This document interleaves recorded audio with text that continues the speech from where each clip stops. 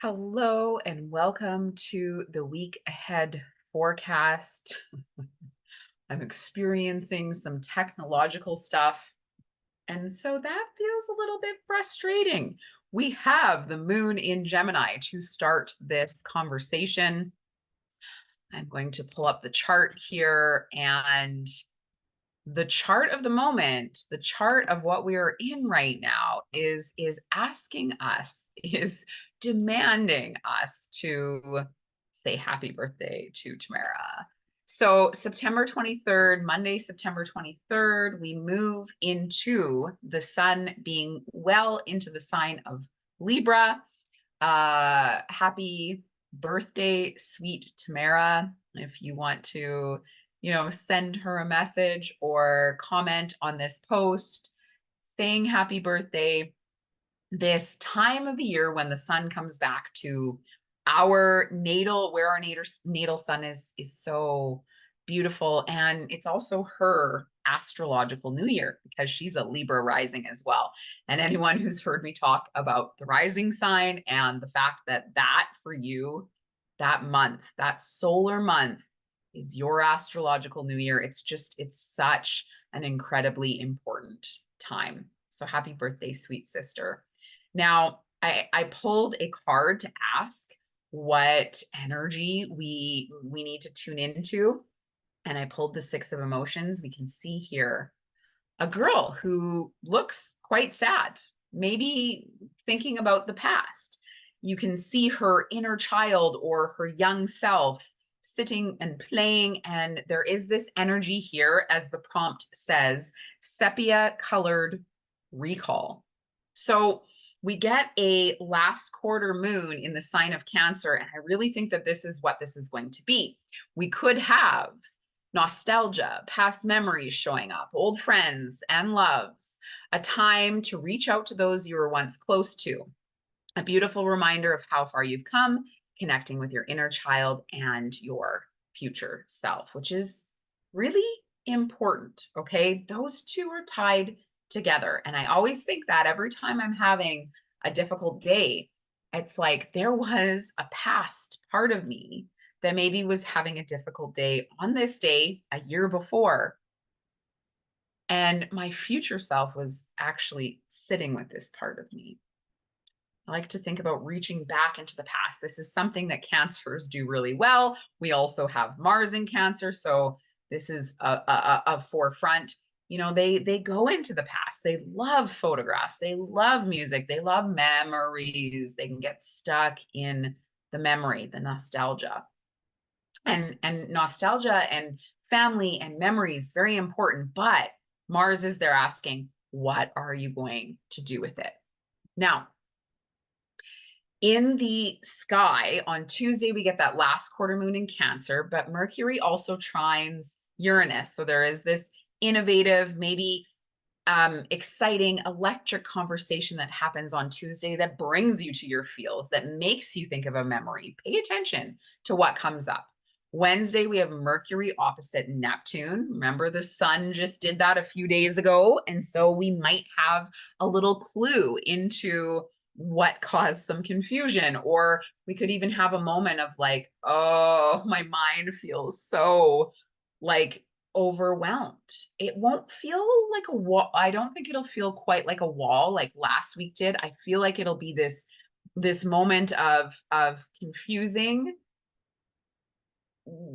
chaos that leads to clarity, because remember that Mercury is in the sign of Virgo and it likes being there. Now, we then also have on Thursday, Mercury enters Libra. So the mind and our vitality signs both in the sign of Libra.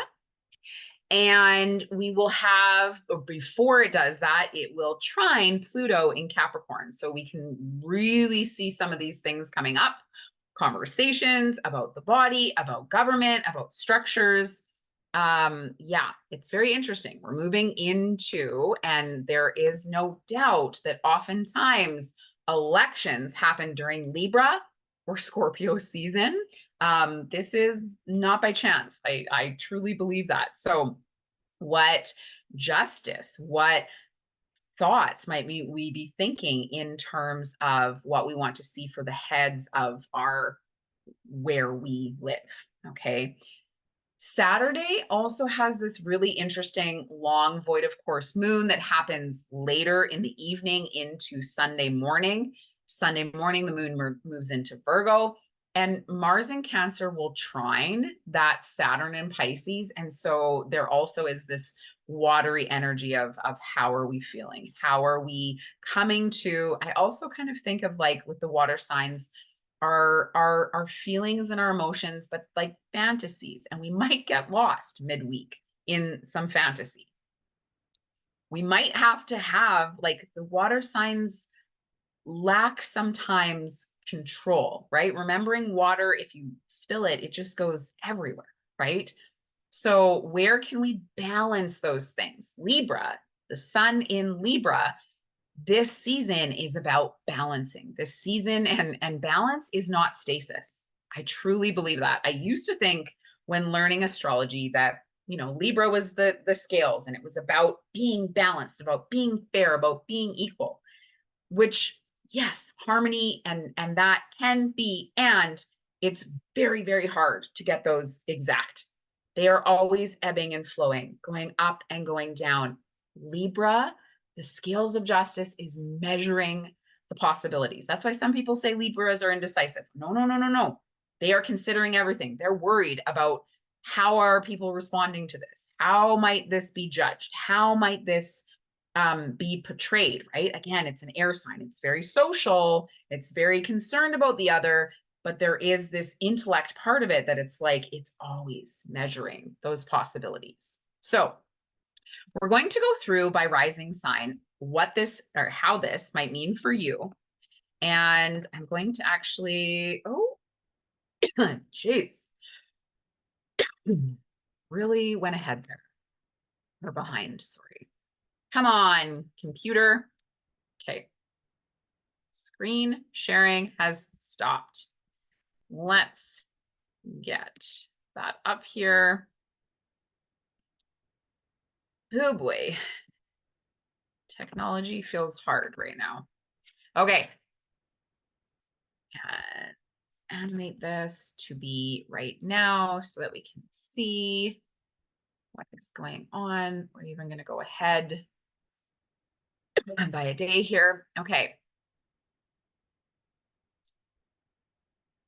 Monday, September 23. Also, just want to highlight that Scorpio, so that Scorpio Venus is asking for us to really go and look at the depths in our relationships. Now, if you are a Capricorn rising, Libra season for you is a really public part of your chart. It's a place of how do I come to the world? How do people see me? And so for the Capricorns, they're going to be asked to be public, to show off, to, you know, show their work, show themselves. For the Aquarius rising people, we see this in the 9th house. This could be a month of adventure, a month to think about publishing, a month to think about, you know, travel, or even what am I learning?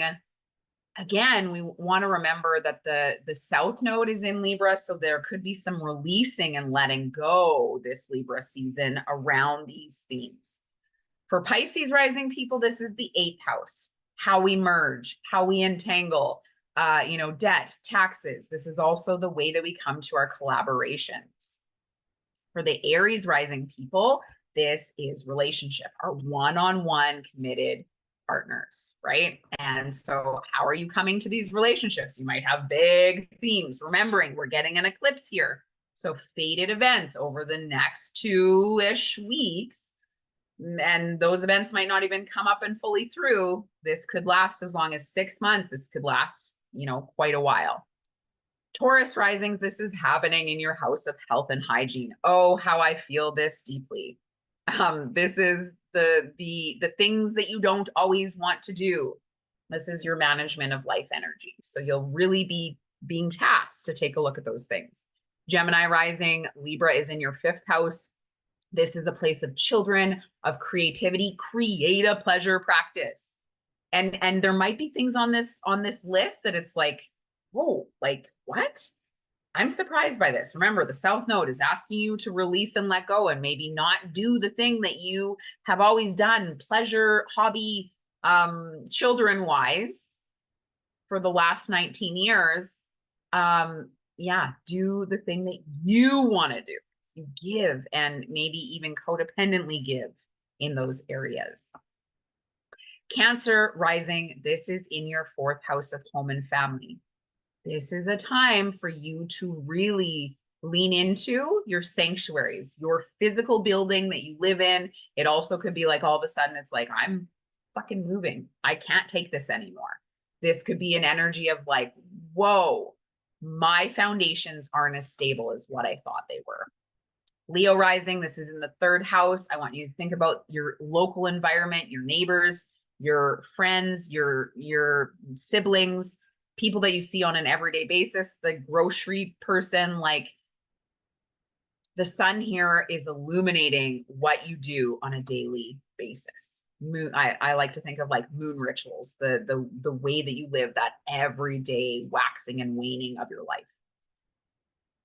Virgo rising, this is about money. This is the second house. This is a place to think about, how do I make money? How do I spend it? Is it going well? Have I spent too much? This is a great time to do a budget. Libra rising, this is all about you. What am I presenting to the world? What is my personality? How am I coming to myself? This is a great month for personal development and self-care. So even book that massage, book the thing that you've been putting off. For Libra risings, this month can be very physical. Scorpio risings, this is more internal. This is the back rooms of your mind. This is the place where it's like, this is where the secrets go to die. So maybe even having some secrets coming up and through and really being like, oh, I get it. I see that way that, for Scorpio risings, you have Venus in the first house. Love that. Use this month to adorn yourself, to love yourself, to really deepen into who you are and the things that might take you off track or self-undo you.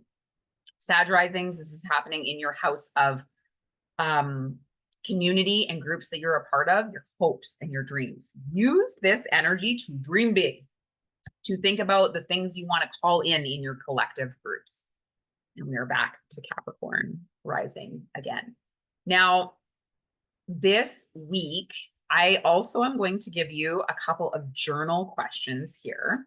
So when we think about Libra as a season, it is a place for us to think about our relationships, to lean into our relationships, to also, Libra is about harmony and peace and how we might get along, how we might, that scale of justice. It's also like, how do we compromise? It's a time for peace and harmony. The more we have, I truly believe the easier life might be. So in what areas can you bring in more peace, more harmony, more balance? And remembering what I just said, which part or domain of life this is for you, how are you going to cultivate that in that area? And social connections with others is a necessary part of life, right? Healthy connections will help buoy us. How can you cultivate healthier, happier connections with others? This is something to think about. We can only affect change in us truly. We can ask for change in others. We can set boundaries, but it's like, how am I going to come to this relationship differently so that we get a happier, healthier connection? Diplomacy and fairness is so important. Understanding different sides, so important. How can you use other people's perspectives to better your life and others? This could be like, if there's something that I fully believe, like, this is it, this is the thing, try to research the opposite. And if we think about balance, without balance, there becomes this like, I wouldn't necessarily say chaos, but like, there becomes this imbalance. So what parts of your life have you neglected? And maybe it is that Libra place, maybe that Libra place in your chart. So as Libra rising, you're always putting your body, your physical self on the back burner. It's like, that's the last thing that I'm going to take care of.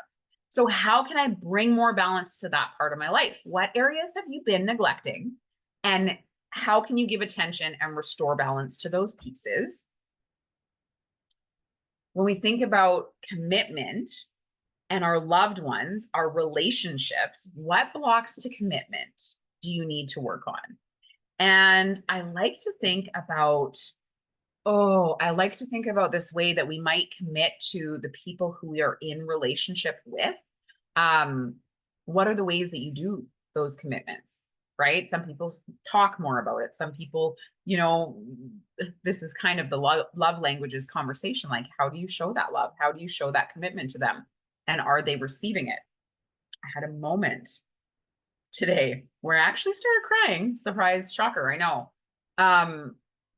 When I gave my husband a compliment, probably the same one I've given him for the last 6 months, but he finally heard it and said thank you.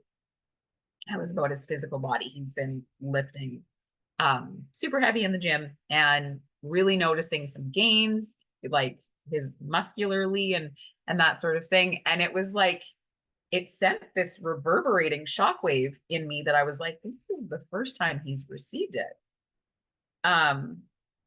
And in our relationship, it's like, how can I love you if you don't receive the love? And when he did, it was like this osmosis moment of like, wow. So how do you show the love? How do you show the commitment, and how is it received? I'm thinking about those one-on-one relationships. How can you give more time maybe to those one-on-one relationships more? And maybe it's not time that they want. Maybe it's a gift. Maybe it's service. Maybe it's, I don't know. But I want you to think about in those relationships, what might help, and for me with my kids, it's like, yeah, doing little one-on-one dates with them, it really matters. So thinking about that in your life, thinking about the ways that it's coming through. Now, we're going to go to, and of course I'm going by hour here, so we're going to go by day. This quarter moon that is happening, we want to look back 9 months, 9 months, 9 months. I'm not going to share, actually, you know what? Hold on 2 seconds. I am going to share the dates just really quickly.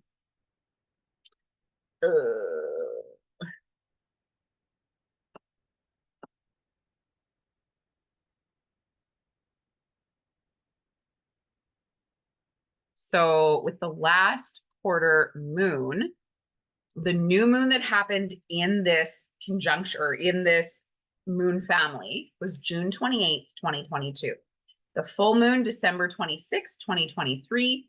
And this is the closing quarter. This is the last quarter moon asking us, is there something you started then that needs to be wrapped up? Is there something you started then that is transforming maybe into something itself, all in a different way? Okay. The last quarter moon is a powerful time to like let what needs to die.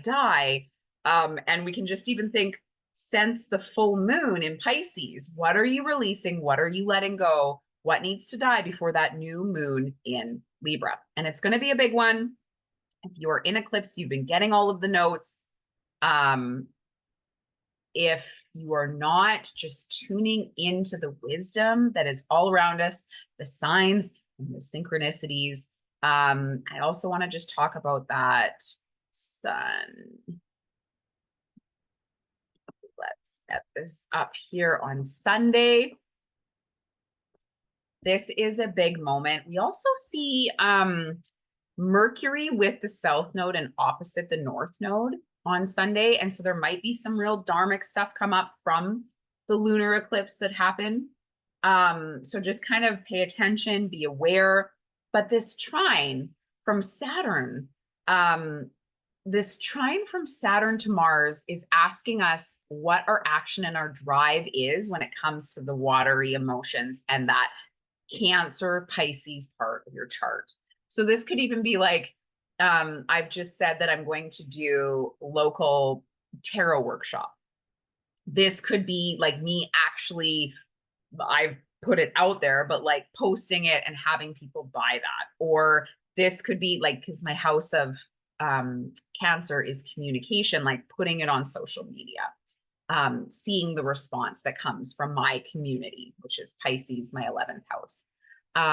Yeah, think about the ways that Saturn has been shaking up, asking for change, maturity in your communities and groups. For me, in your whatever Pisces part of your chart is for you. So, like for the Pisces rising, this could be like, what is the structure and discipline I've had to have for my physical body, right? And then thinking that it's trining that beautiful Mars in Cancer, which is actually going to go retrograde and spend so much time in this Cancer part of your chart. How do the Pisces and Cancer pieces of your chart come together? What, like, and just writing. Cancer is my, for me, third house. Pisces is my 11th house. What are those house meanings? You can find it in our Cozy Cosmos cheat sheets. And then how might these tie together? And a trine is a beautiful flowing energy. What is happening that is good in this part of my chart? Another thing that I would say that is happening for me in this. So Saturn into Pisces has been about getting back into swimming for me. And I thought it was coaching, but I actually now see that I think it is me swimming myself. And I've had a moment over this last 2 weeks where a bunch of people are joining master swimming because I've been talking about it so much. I'm a part of it. This group is growing. And I literally had a lady who I had meant to reach out to. And I just saw her randomly walking into the dollar store. And I'm like, this is Pisces in my 11th house community. I am like spaced out, like DDD, walking, don't pay attention. She says, hi, Angela. I'm like, hey, I've just been meaning to see you. You need to get back into master swimming. Are you going to be there? Literally, this fated conversation that I didn't even have to push it, but it's like in my local environment, I'm seeing this growing of community through the structures that I put in place in that Saturn Pisces part of my chart. Pretty cool. Pretty cool to see the astrology that way. So I hope that you have a fabulous week. I'm going to leave you with a quick little reading of the 6 of emotions. And it says here, splash, jump, giggle, toot, and all the world's a game. Remember her, the little girl testing out mommy's shoes, or him, the little boy jumping into the puddle to capture the frogs? Can you feel them? Sometimes they need to be cuddled and reminded that the world is a big, beautiful puzzle. This muse holds a mirror of time in front of you and asks you to remember your present with clarity and love. She reminds you that the lifelong friends and families and old flames and joys can be called upon, accessed, and experienced, if only in memories. She reminds you that inside this mirror, your filters of perception change your reality, and that every time you access your memories, you color them a wee little bit. In this, you have been changing your past since the day before you were born. Since the day you were born. So why not choose to remember in a way that heals your heart? Oof. And I've really been experiencing, I think that that's going to be Mars in Cancer. We get to change those memories, and even the good ones or the bad ones. We get to reframe them for the good of ourselves and for healing. I'm sending you so much love. We will talk to you soon. Bye for now.